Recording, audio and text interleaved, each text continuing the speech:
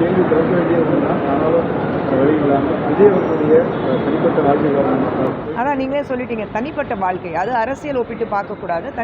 தனிப்பட்ட வாழ்க்கையில் யாருக்கும் என்ன வேணாலும் பிரச்சனை இருக்கலாம். நாள் செவத்துக்குள்ளே இருக்கிறது பிரச்சனைகள், கணவன் மனைவிக்கு இடையில இருக்கிற பிரச்சனைகள் பற்றி நமக்கு பேசுறதுக்கு எந்த உரிமையும் கிடையாது. அவங்க தனிப்பட்ட முறை அது. ஒரு 2 மாதத்துக்கு முன்னாடியே அந்த வழக்கு பதியப்பட்டதா சொல்றாங்க. இப்போ வெளியானதுக்கான காரணம் என்ன? அது ஜென்ரலாக இருக்கும். நீங்கள் தான் அதில் வந்து மாஸ்டர்ஸாக இருக்கீங்க, மீடியா உங்களுக்கு தெரியாமல் பதவி பண்ணியிருக்காங்கன்னா அதுதான் எனக்கு ஆச்சரியமாக இருக்குது. தொடர்ந்து திமுகவுடைய கூட்டணி, திமுக காங்கிரஸ் கூட்டணி வந்து வழக்கத்துக்கு மாற ரொம்ப இழுபறியாக இருக்குது. டெல்லியிலேருந்து வந்தவங்களும் விஜய் கூட நாங்கள் பேச்சுவார்த்தை நடத்தலை அப்படின்னு மறுக்கல. அவங்களுடைய கூட்டணி நிலைப்பாடு எப்படி நீங்கள் நினைக்கிறீங்க? காங்கிரஸ் பொறுத்த வரைக்கும் தனிப்பட்ட முறையில் நிற்கிறதுக்கு அவங்களுக்கு எந்த தகுதியும் கிடையாது, அந்த தைரியமும் கிடையாது. திமுக கிட்ட பேரம் பேசிகிட்டு இருக்காங்க, இந்த பக்கம் விஜய்கிட்டையும் பேரம் பேசிகிட்டு இருக்காங்க. யார்கிட்டேருந்து உங்களுக்கு லாபம் அதிகமாக வருதோ அந்த பக்கம் போயிடுவோம் நாங்கள்.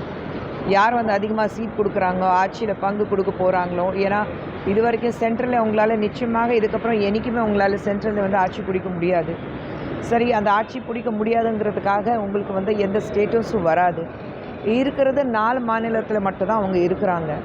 தமிழகத்தில் வந்து இத்தனை வருடங்களாக திமுக மேலே ஒரு துப்பாக்கி வச்சுட்டு சுடுறதுக்கு பழக்கமாகி போச்சு. இப்போ வந்து ஒரு ரோஷம் வந்து எங்களுக்கு ஆட்சியில் பங்கு வேணும்னு கேட்டுட்ருக்காரு. மாண்புமிகு முதலமைச்சர் அவர்கள் தர மாட்டோம், முடியாது கூட சொல்லலை, மாட்டோம் நான் சொல்லியிருக்கிறாரு.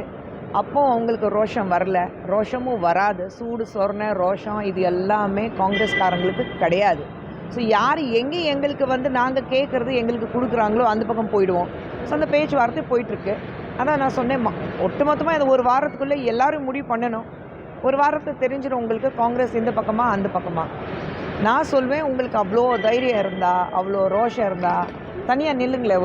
ஒரு தேர்தலில் நின்றுட்டு பாருங்களேன், உங்களுக்கு இவ்வளோ ரோஷம் காட்டுறீங்க. உங்களுக்கு அந்த ஒரு சீட் ஜெயிக்கிறதுக்கு தகுதி இருக்கா? சொந்தமாக நின்று பாருங்கள், பார்ப்போம். நாங்கள் போயிட்டோமே பாராளுமன்றத்தில், வந்தோடனே பாராளுமன்றத்துக்கு சொல்ல போயிட்டோமே. அந்த தைரியம் எங்களுக்கு இருக்குது. தயவு செஞ்சு எங்களை வந்து காங்கிரஸோட ஒப்பிட்டு பேசாதீங்க. பாஜகவுக்கு இருக்கிற தைரியம் எவனுக்கும் வராது. அப்படின்னா என்ன? தேர்தலில் குஷ்பு போட்டியிட போகிறாளா இல்லையா முக்கியம் கிடையாது. எங்களுடைய தேசிய ஜனநாயக கூட்டணி எத்தனை இடத்துல நாங்கள் ஜெயிச்சுட்டு இபிஎஸ் அவர்களை இங்கே ஜெயிச்சுட்டு முதலமைச்சராய் நாங்கள் எப்படி மக்களுக்கு சேவை செய்ய போகிறோம் அதுதான் முக்கியம். குஷ்பு போட்டியிடுறாளா இல்லையா, அண்ணாமலை அவர்கள் போட்டியிடுறாரா இல்லையா, அது முக்கியமே கிடையாது. கட்சி ஜெயிக்கணும், எங்களுடைய கூட்டணி ஜெயிக்கணும், அதுதான் முக்கியம். நான் தான் சொன்னேன், விருப்பமான தொகுதி கேட்டாலும் எந்தெந்த தொகுதி இப்போ தான் சொன்னேன் முடிவாகலை. ஸோ கட்சியிலேருந்து அவங்க என்ன சொல்கிறாங்களோ அதுதான் நாங்கள் செய்வோம். தேங்க்யூ. தவிர்க்க முடியாத தம்ப்நெயில்ஸ், கலக்கலான கண்டென்ட்ஸ், சினிமாவும் சீரியஸ் பிரச்சனைகளும், பல வருடங்கள் இடைவெளிக்கு பிறகு இந்த படத்துல ஒரு கலகலப்பும் கைகலப்பும், போயிட்டே தான் இருக்காரே தவிர பிரேக்கே இல்லாமல் பிரேக்கிங் நியூஸ் சொல்லும் தந்தி டிவி ஆப். இன்ஸ்டா தலைமுறை வரை இறங்கி அடிக்கும் தந்தி டிவியின் டிஜிட்டல் எக்ஸ்க்ளூசிவ். அது தண்ணிக்குள்ள போகும்போது ஹேங் ஆயிடுச்சு. உங்களுக்கு விஜய் சார் எந்த அளவுக்கு ரொம்ப பிடிக்கும்? Of course, Malayalis are huge Vijay sir fans. 2 பேருமே ரொம்ப பிடிக்கும் எனக்கு. தந்தி டிவி ஆப்பை இலவசமா டவுன்லோட் செய்யுங்க.